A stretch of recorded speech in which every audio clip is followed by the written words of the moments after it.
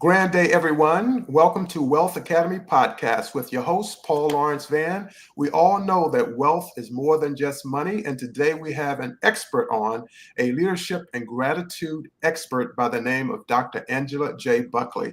She is an extraordinary individual. You are going to learn a lot from her today. So glad that you could be with us. And for those of you who are in LinkedIn, post your comments and we will reference them directly to Dr. Angela. Dr. Angela Buckley, good day to you. How are you doing today? I am fine, thank you. We are having a break between all of the storms, so life is good from our perspective. Fantastic, fantastic. Glad to have you here. And she is someone that I've really been looking forward to interviewing because she has just a background and expertise that is really off the scales. So today we get an opportunity to talk with her, and we'll start out with her intro.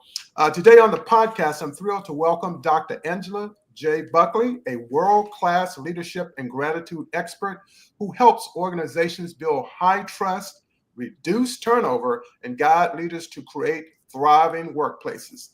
Through her work, Dr. Buckley bridges the science of gratitude with the art of leadership, showing leaders how to bring out the best in their people and drive sustainable success. We're going to dive into powerful strategies, some real-world stories, and why gratitude might just be the leadership superpower. I repeat, superpower most organizations are overlooking. And Dr. Buckley, welcome to the show, and it's an honor to have you here. But before you start, I want to say that she graduated from the Ohio State University. Welcome. Thank you. That is true. I have a few of those degrees over there. So, Paul, it's such an honor to have this conversation with you today. I'm excited to explore this topic with you. You know, we have spoken in a few other forums together as well. And just looking forward to sharing with your audience a little bit more.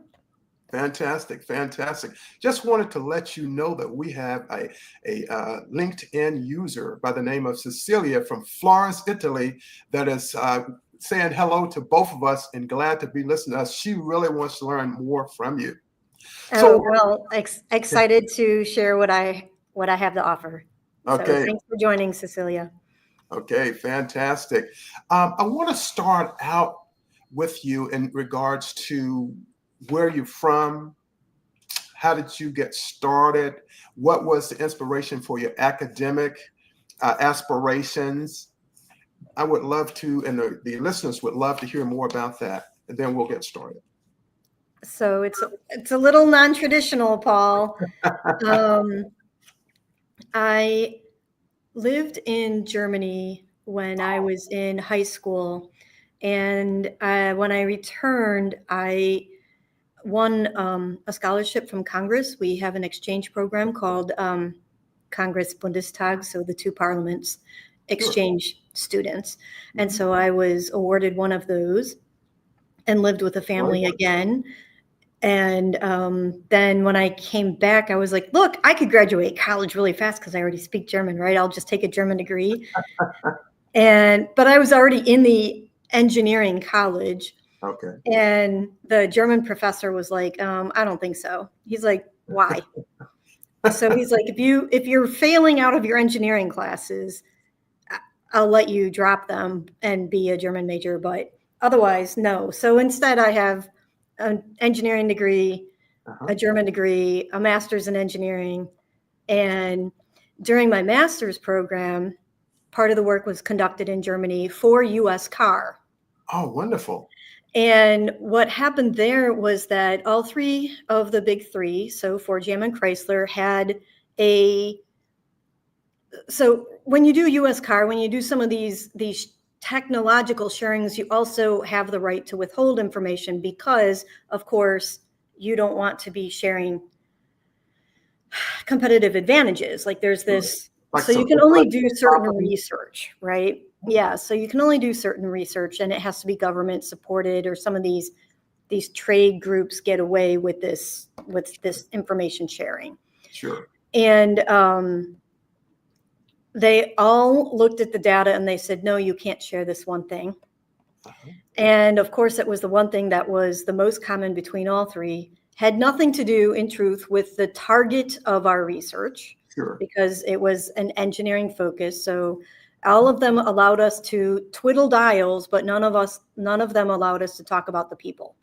Okay. And yet we left about 10 to 20% improvement opportunities on the table for all three of them because we didn't talk about the people stuff. Sure. So, yay, I have this very technical master's degree that very few people have read, and yet people know of in the field, right?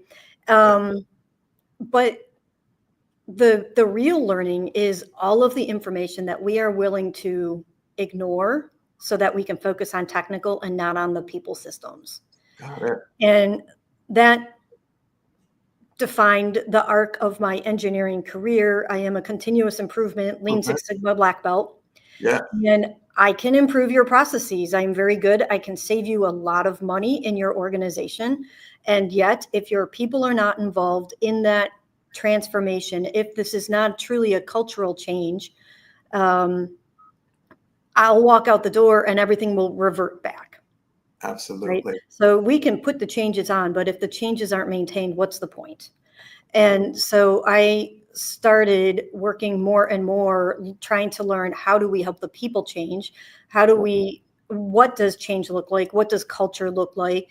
And how do we help people learn and feel comfortable? Like, there's a lot about that change is uncomfortable. So how do we get people comfortable with change where they feel more secure because they have changed instead of secure in their own ways? Right. And the last thing that people want to do sometimes is change. Right. The last thing people want to do frequently is change. And yet the change is, in fact, what makes you more secure. Absolutely. So my PhD is far more focused on people, on change, on skills acquisition. It is generally a focus on hourly manufacturers, but a lot of those lessons translate out as well. Oh, definitely. Thank you so much for that background. And it's very rich in terms of your academics, your experience, and also that collaboration between the universities and the different governments and the industries as well. Car industry is a big industry. And of course, the wonderful country of Germany, of which I've been there many times. My brother was there in Stuttgart, so I went to visit him. So thank you so much for that. So what led to your focus, your life work on leadership and gratitude? Because that's what people really want to know about, that bridge and that gap between those two. Because people don't really talk about it that much. You don't hear that much about it. How do you project this reality to the organizations that you work with? It's a really great question. And the fact is that I was not good at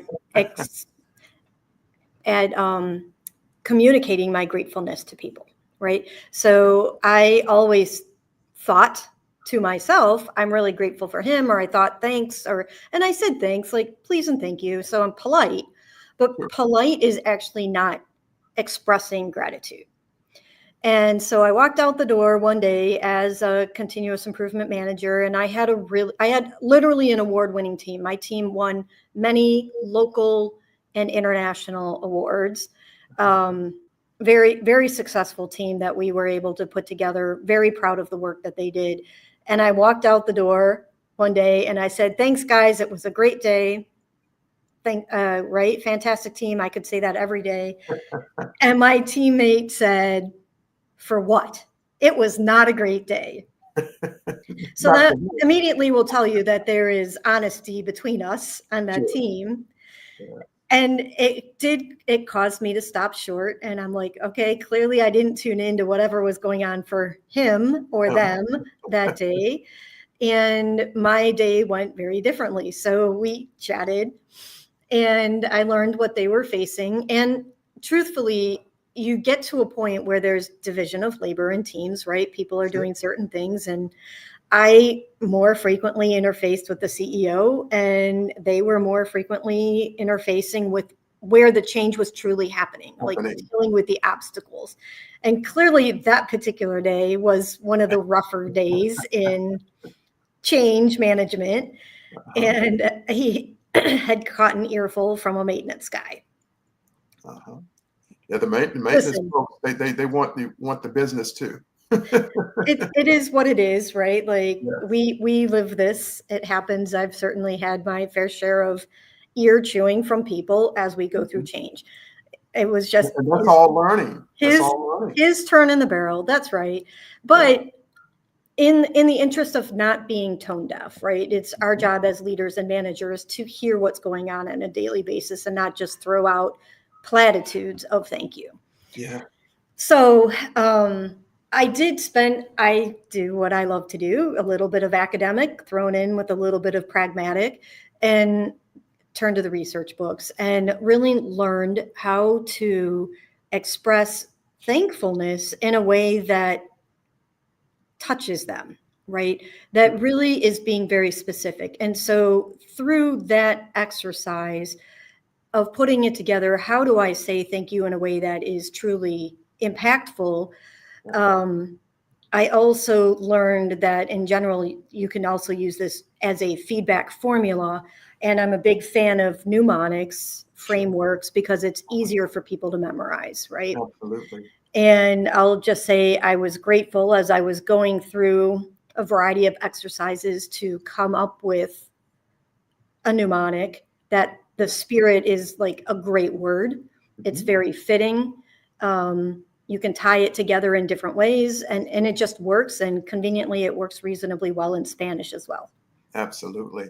And the thing about it is that when I tried to explain leadership to people, that in your capacity, when you were working with your team, you were a leader too. They were leaders, Always there, supervisors. absolutely. I have a team of leaders. Everybody's leaders. Yeah, Mhm. everyone in the organization is a leader. And for them, their day to not be as good as your day was at that particular moment, that really was gave you the opportunity to go through that feedback loop. Yes, right. And the Yeah, honesty, I appreciate honesty absolutely. anyways. Like I'll accept it.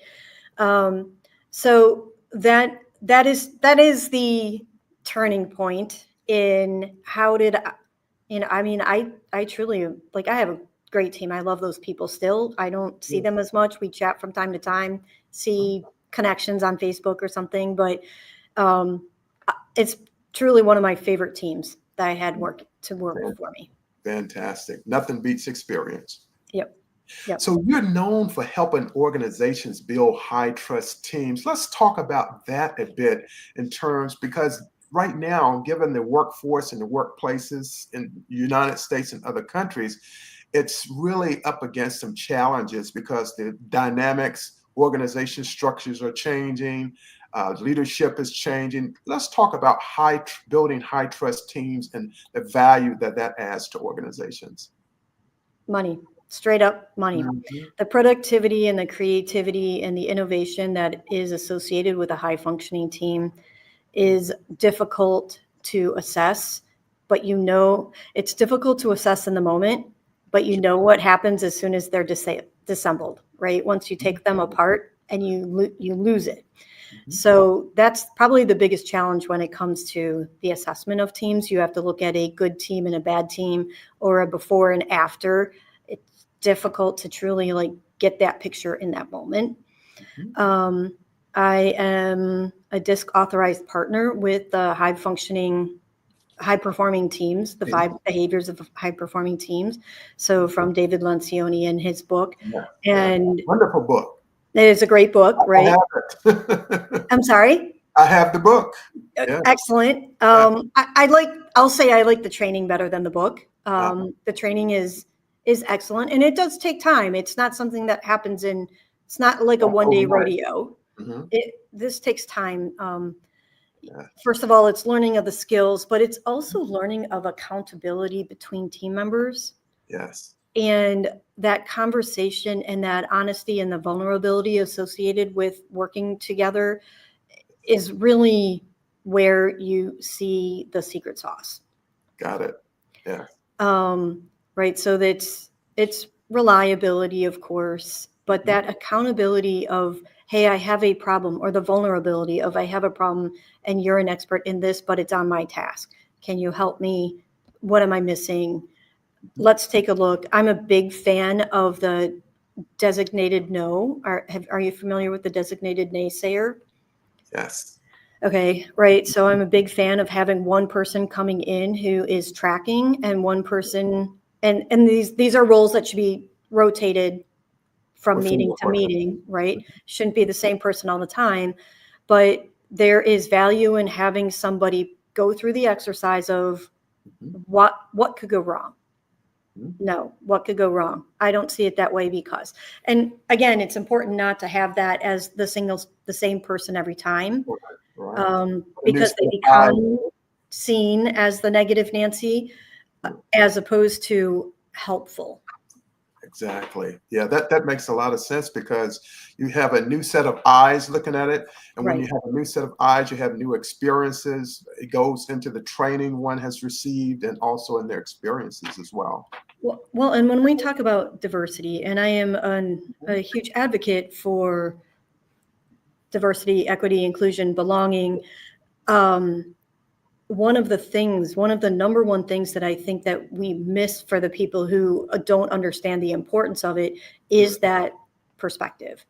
Mhm. Speaking as a 5'1" female engineer, right? Like there are a lot of vehicles in the United States that I would drive if you were to ask me about my personality, but I will not drive because they don't fit me.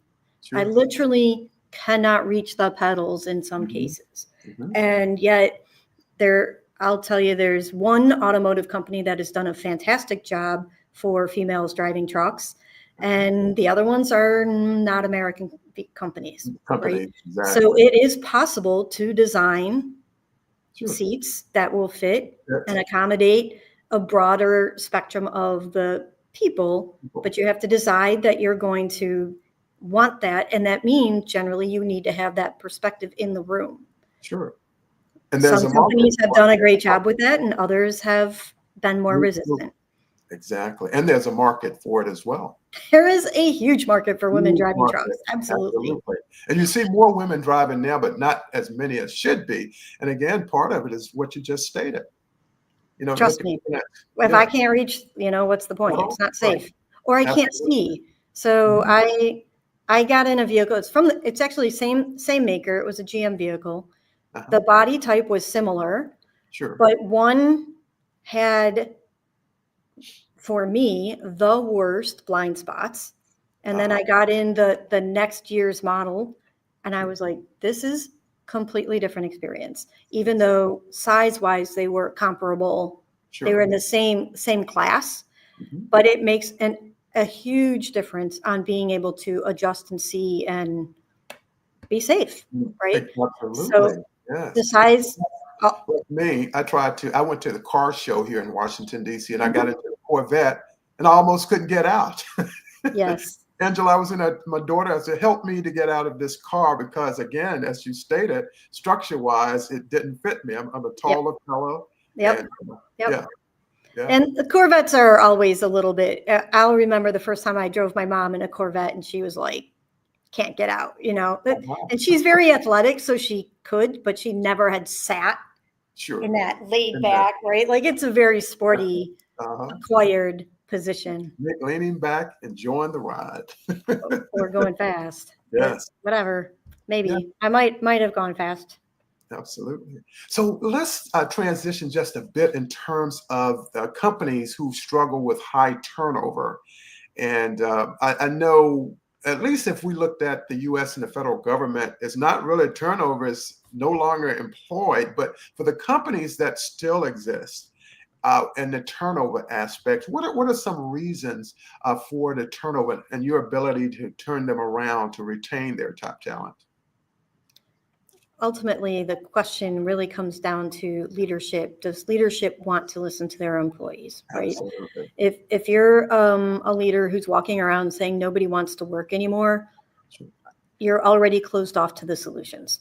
Yes. Yes. The door is Also, closed. the door is closed. I have also heard many leaders walk around saying, well, everyone should think like an entrepreneur, Sure. and yet we don't treat the people like entrepreneurs. Like one of the reasons entrepreneurs go into work for themselves is not to work fewer hours, Right. but we do have more freedom in choosing which hours we're going to work. Yeah. And for me, that means starting at 4 a.m., but by 1 o'clock, like today, this will be the extension of my day. I'm tired. Yeah. Right. I'm an early riser as well. So you'll see that like entrepreneurs do not work fewer hours, they work different hours. And there's a little more flexibility in that. And as a result, you're driving your energy levels and your creativity levels. So that's not always possible, especially in manufacturing and in service industries. You have to cover hours. Don't get me wrong. For sure. However, if your people are not thinking like entrepreneurs, then you also have to understand that they are also probably not working in their prime creativity hours. The other thing that adds to a lot of the stressors is that we do have a more divided workforce. And by divided, I mean diverse. And those reasons that they are struggling to come into work are very different. We have more generations in our workforce today than any other time. Yeah. Right? Like I literally got off the phone recently with an 80-year-old who is still working. You walk into Walmart and you know that some of these greeters are well over 70. For sure. And yet you have kids entering the workforce at 14 and 15. 15, yes. So consider that great divide. 7 generations. And when we say that we're struggling with communications or we're struggling with, like, some of these people have lived through world wars. For sure. And famine, and other ones during their most critical social skill development spent the year in the bedroom because it was COVID.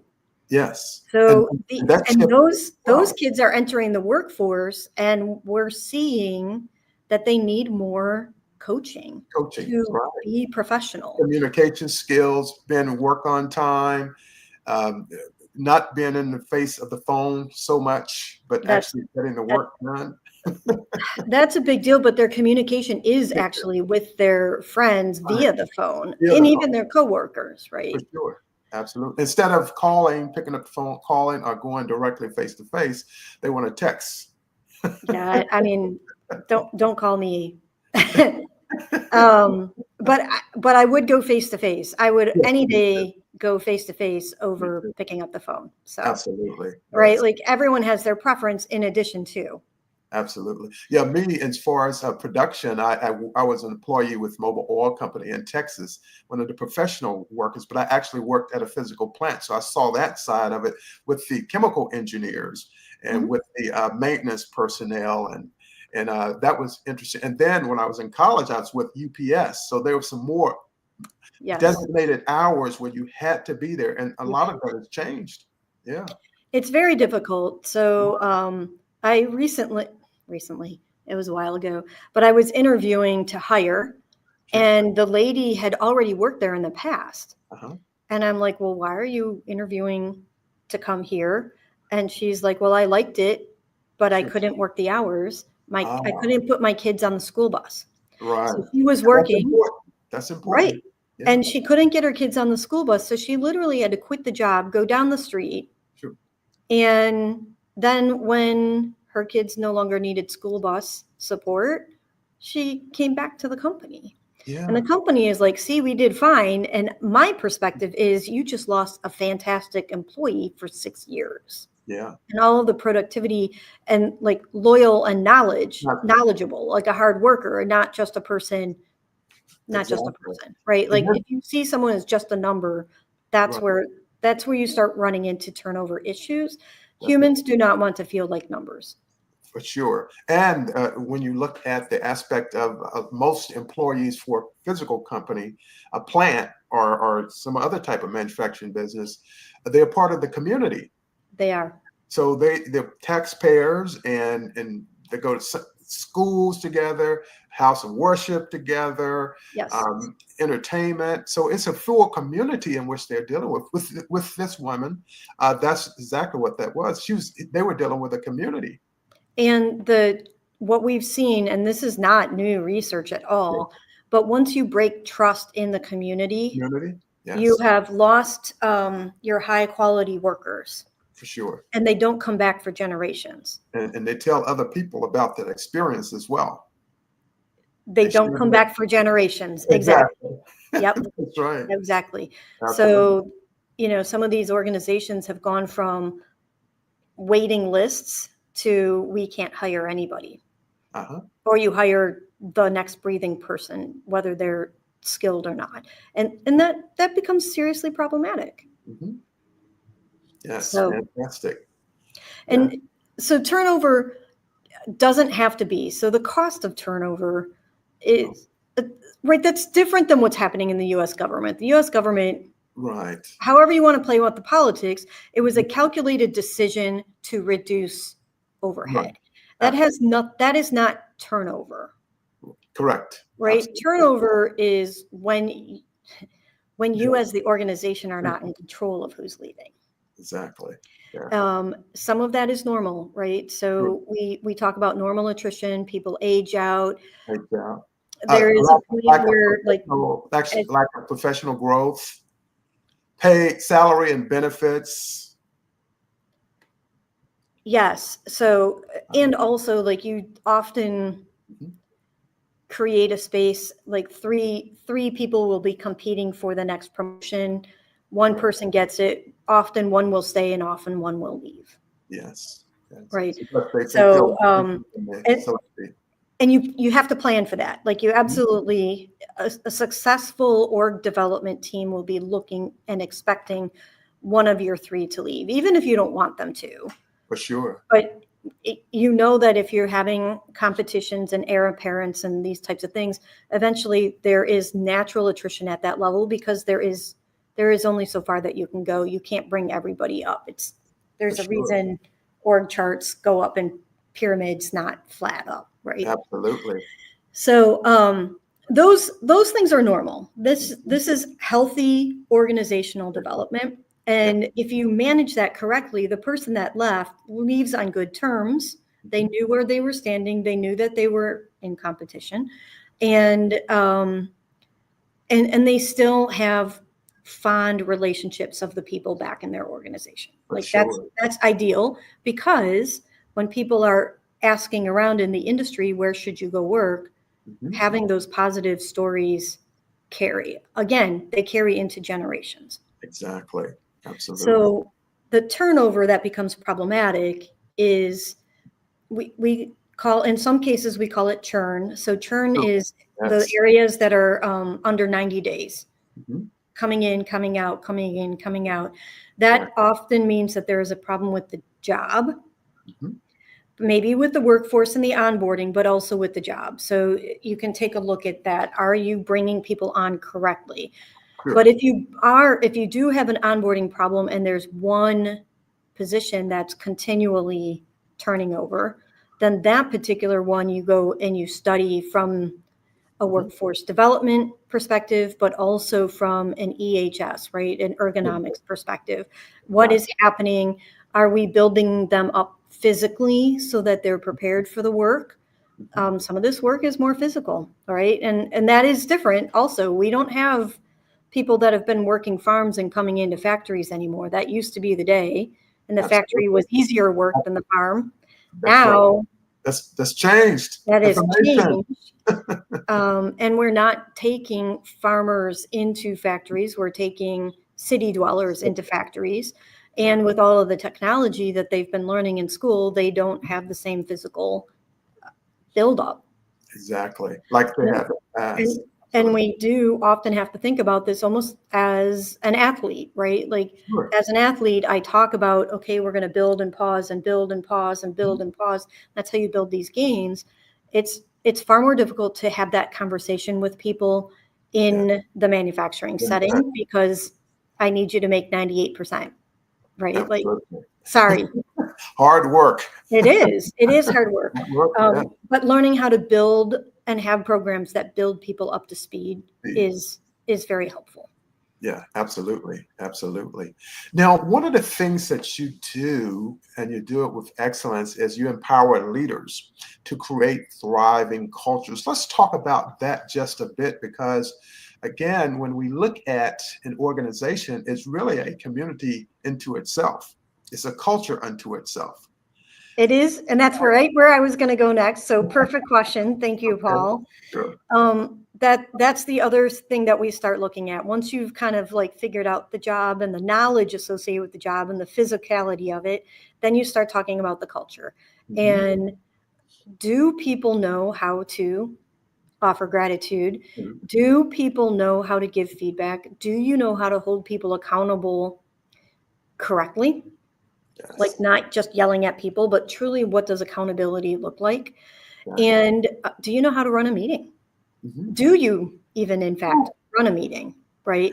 And do these people understand what the work is that they're doing and how it impacts the overall pay? Okay. Exactly. Right. The success of the company depends on the people on the floor. And then getting to generate the revenue. They're generating the revenue, and quality matters a lot. Quantity matters, quality matters more. Yes. Yes. Especially in the sense of the competition, whoever the competition is in the particular industry. It definitely matters. It makes a difference. And also what makes that difference is who the leader is. And as you stated, are they communicating the vision and the mission and the goals to the managers and the employees and our subcontractors as well? Right. And in fact, that is one of the things that we talk about, even with the spirit of acknowledgement, is can you tell the story? So a manager, the more successful you become, the more critical it becomes for you to be able to tell the story between the employee's actions and the outcome and the vision of the company. Yeah. And when you use the spirit method, it will help you write that story succinctly. Yes. Yes. You have to be able to tell that story. That's the lifeline of the company. It is. Yeah. It's the lifeline. Yeah. How are your day-to-days impacting the overall metrics? And being able to express that cleanly, quickly, and in a personal way, in a personal manner, really matters. Absolutely. For sure.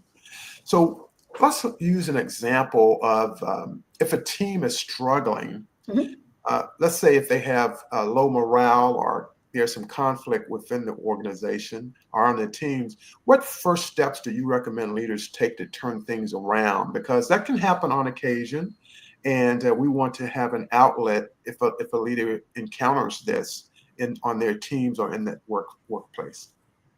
Sure. I mean, I start with one-on-ones. If we're already seeing conflict, I need to have one-on-ones. And I am a big fan of kind of problem statements and then refined problem statements. So you'll hear my engineering come out here a little bit, but asking the questions of who, what, where, when, why, how, if you're going to talk about a specific event, this matters. Are you also familiar with SCARF? I do a little bit of talking about SCARF in some of my social media posting, where you talk about what that resistance is to change. But if you can bring the SCARF into some of your problem solving, problem defining, it will help you get to the bottom root of the emotional part of what's happening. So when we talk about the SCARF, we talk about status, the certainty, like how comfortable a person feels, like not shifting sand sort of. Autonomy, so they want to be able to make decisions about their day-to-day. Relatedness is sort of like where do you fit in other people's relevance and does it even work for you? And then fairness. Yes. And so like that's not my model. It's been out there, it's been posted for many years, but using it in these kind of conversations is very helpful. And to understanding where that other person is coming from. Recently, we did an exercise at one of the workshops that I was running, and I asked them, what are you afraid of and what makes you feel seen? Yes. And we sometimes need to just get that understanding of that personality. And, you know, not everybody is going to be immediately vulnerable and just open about it. So you have to build those relationships. and also be aware of, like, there's a time and a place. For sure. You don't need to be asking that across the room. You don't need, right. and you probably shouldn't be asking that in the heat of the moment. Right. Right. Yeah, So you have to have the emotional objective is Yeah. to get to know your employees one-on-one before the conflict arises, so that you already have a fundamental base. Absolutely. Yeah, that's absolutely a great way to do it. I know there used to be a time, let's say, for example, I was in the military 22 years.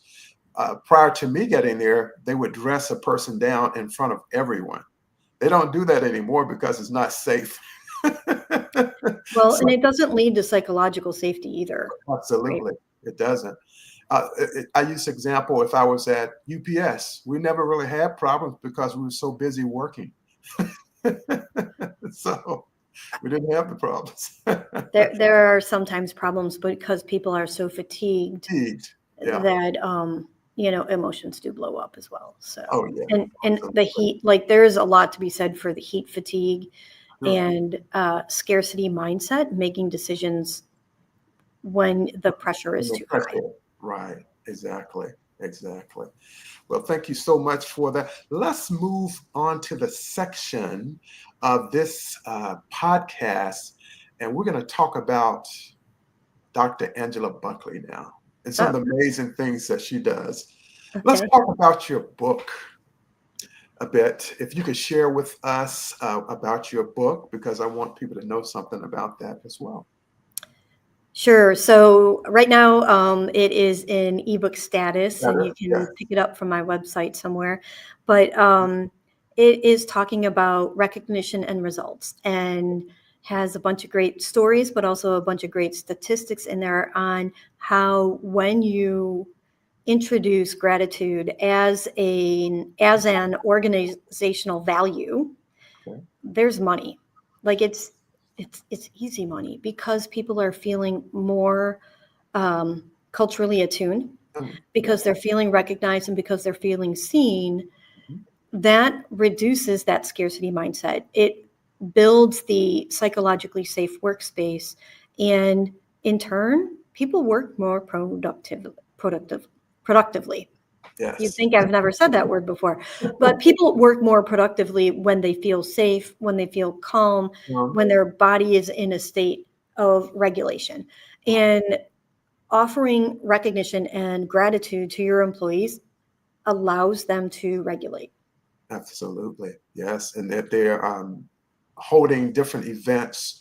Office may just shut down just a bit just to recognize. For example, we used to have organizational excellence type events. Our organization in the military, we would win an award. And a lot of it was based on TQM, total quality management. Yep. The Dr. Deming. I might know a few things. I probably have a signed book or two back here from Dr. Deming. Me too. And I met him in Philadelphia when I was going through the program. And that's a really great model as well, because he of course went to Japan and he helped them with their systems over there. Because we didn't want to listen to him here. Exactly, which made it didn't make much sense, but he proved his point in time. So thank goodness. As my cousin will tell you, it's biblical. You can't be a prophet in your own land. So there you go. I like that. Okay, so let's talk about your podcast. Okay, thank you for mentioning that. So Voices in Leadership is a live podcast. We do post that on LinkedIn and YouTube, and I try to get it out to Facebook, but Facebook hasn't been playing nice all the time.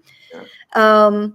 So I invite industry leaders to come and share their thought leadership with us. Yes. The reason that we are live is that we invite people to have questions, and what do they want to know, and how can we answer them in that moment. And then it goes back out as a podcast the following week. Oh, fantastic. Now, I signed up to be a viewer of it and subscriber of it. However, my schedule threw me off, but the next time you have a podcast and you bring a guest on, I'll be there. Okay, Friday. I'll be there. I think it's Friday at 1:00. I got to go check my calendar. Okay. Fantastic. Yes, so, in fact, it is Friday at 1:00. Friday at 1 o'clock. Okay, 1 o'clock. I won't be able to make this Friday because I'm doing the keynote address. I'll do it Oh, for Blue. next time. Right. All right. Okay. Well, I'll be they'll be out. They'll be out there. We're not stopping okay. anytime soon. Okay, fantastic. Now you are the recipient of a United Nations Award. Would you like to share that with us as well, Dr. Angela? Yes, thank you for mentioning that. The United Nations Global Peace Council looks for global leaders who are making a positive change in their immediate areas.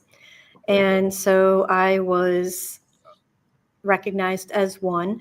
I am a member of the Global Women Speakers, and it is an organization that works closely with the Global Council, Peace Council. And so within that, I think there were 3 of us that were recognized for our expertise, and mine was specifically gratitude and leadership expert.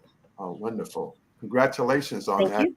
You know, that's not a small thing. It's a big thing. It's a little bit, yeah. Yeah. I was very, it's a little surreal. It was great. We did the whole picture on the billboard in Times Square, and my cousins, I have 2 cousins that happen to live in New York City, so they came as well. And, it's always nice to have a little family by your side. Oh, for sure. Especially in New York. I have so many family members there. People thought I lived there. Nice. Yeah. Yeah, New York is really nice. I love that city. So fantastic. Now, one of the things that I want to talk about, which I kept telling people, you're going to learn something about Dr. Buckley that you never knew. And of course, it's that you are a Team USA triathlete. Yes. And I Yes.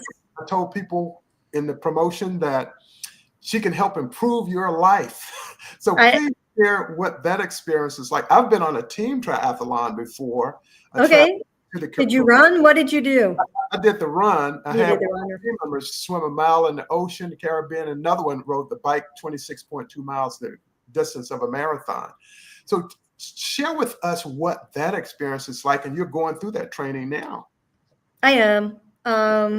So I just love it. It brings me a lot of joy. I will tell you, the age group triathletes. So I'm, aging up a little bit, but it's generally recognized by like the women, the 50 and over women, all the way up, like amazing people. Like there is a smile on course all the time. Yes. And they are the ones, like we're really the veterans that help. It's so interesting.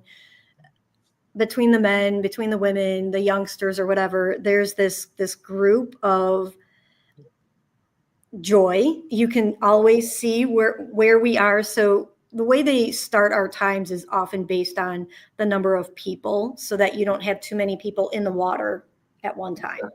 So different races, you'll see this age group starting at different times, just depending on the way people show up or register for a race.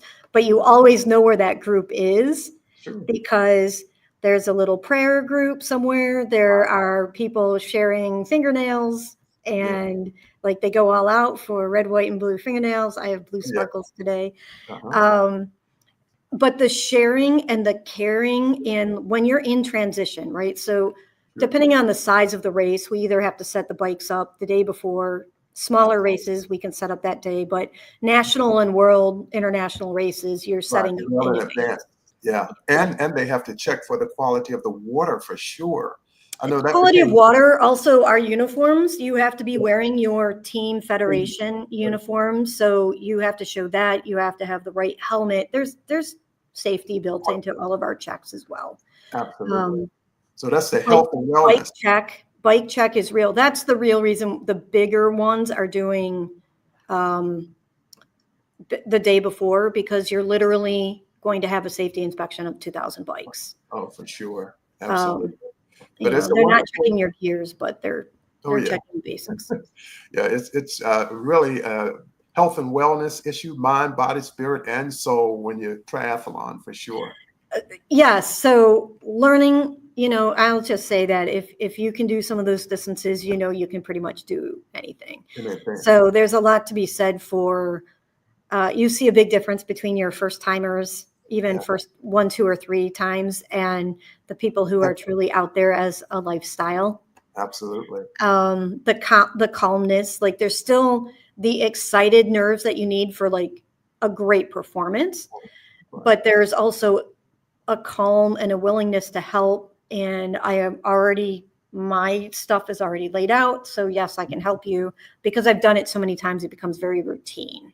Absolutely. And then there's, you'll see again, your more advanced racers, seasoned racers will be doing some mental visualizations. You'll hear affirmations and sharing of affirmations. This is what works for me. Mental toughness. Right? Mm-hmm. Mental toughness, you should have been practicing all along. But affirmations, because every day brings something different, you know, like I showed up to one race and there were jellyfish everywhere. Yes. And you just have to decide you're going to get in and go, right? That's right. So learning how to regulate, like emotionally regulate so that your body is prepared for its best performance on any given day. And also understanding endurance racing is different than sprint racing from the perspective of we have A, B, and C races, and it's very important to race at the right level for that day so that your A race is your truly like best time. Right. So throughout the season, we create that mental toughness of what the effort is going to be. This is a training race. This is a focus on my run race. This is a focus on my nutrition race, so that the A race, you pull it all together. Exactly. Yes. Thank you. Thank you so much for that. And you're making a difference in the lives of others, including me, because I've worked out, but not like I used to. I need to get back to the hard workouts.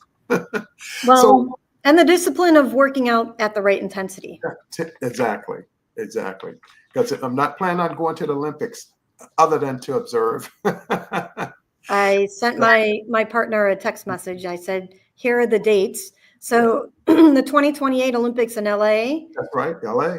The first medal ceremony will be for triathlon. Triathlon, exactly. For those who care, yeah. I'm wearing my team I'll be out right there for you. Yeah. So I already sent a message over and it said, do we have a date? Yeah, exactly. I need a specific date, hotel, air, I'm like, restaurants. We'll be using your hotel points, so figure this out right now. Absolutely. Absolutely. So in parting, I would love for you to provide some comments in terms of people who are listening now, some of the leaders that are out there in the corporations, small business owners, women entrepreneurs, that you can encourage them to keep going from a leadership perspective and from a gratitude perspective. So that's a great question. When things feel tough, we know that movement is actually one of the biggest ways to get through some of that toughness. And that means going straight through a storm is often the shortest way through. It also means understanding truly the physicality of our humanness and using our largest muscles, that's glutes and quads, by the way, actually triggers a mind-body connection that will reduce anxiety, reduce the symptoms of depression. And so if you're at a point where you're feeling anxious, that's different than anxiety, right? Exactly. You can really move through that by simply making sure that you are going through a physical routine. When you least feel like it is probably when you need to do it most. Very true. So sometimes that is a motivation and discipline conversation with yourself. I don't want to probably means you should. Good. Exactly. I would also encourage entrepreneurs in particular to make sure you get enough rest. Yes. It is Rest okay to take a down day. Yes, absolutely. Absolutely. Well, thank you so much for that. Now, I know what I want the listeners to appreciate is the fact that our amazing guest today, Angela J. Buckley, Dr. Buckley has really provided us with some really expertise that we can all use and apply as entrepreneurs, as corporate leaders, nonprofits, education, and more. And she's not going to leave you without providing you a free gift. And we're going to put this up here right now, how you can connect with her. And if you would share just a little bit, Dr. Buckley, about your free gift. Sure. It's a 7-day email class. It walks through the spirit of acknowledgement.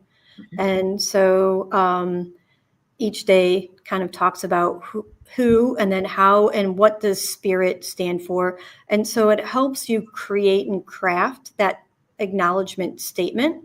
And, at the beginning, this takes a little bit of effort. And just like anything, once you get practiced, it becomes something that becomes very innate.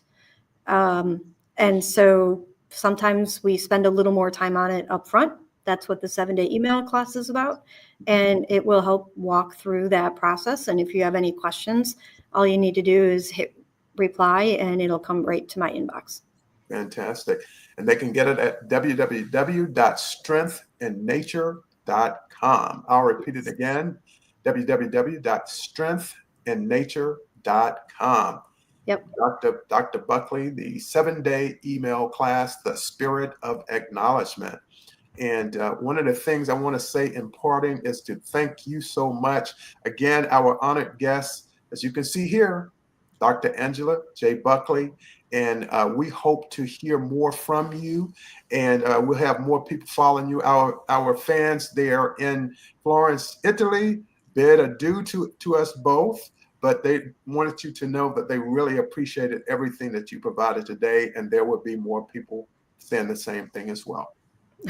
Thank you, Paul, for having me. I have enjoyed getting to know you over the past few months and look forward to co-creating with you in the future. Yes, fantastic. Again, everyone, we have Dr. Angela J. Buckley, and she is a leadership and gratitude expert. And we appreciate everything that she provided today. It was an honor to have her here. So go out on wherever you get your podcast, Apple Podcasts, Spotify, iTunes, Amazon Music. Get out there, rate and review this particular episode, which is episode 299, and give her a 5-star rating. She's doing exceptional work, and we want to follow her not only now, but in the future. My time is up, and I thank you for yours. Have a great day. I'll see you all on the next episode of Wealth Academy Podcast. Have a great day, Dr. Angela. We enjoyed it. Thank you so much. Okay, you too. Thank you.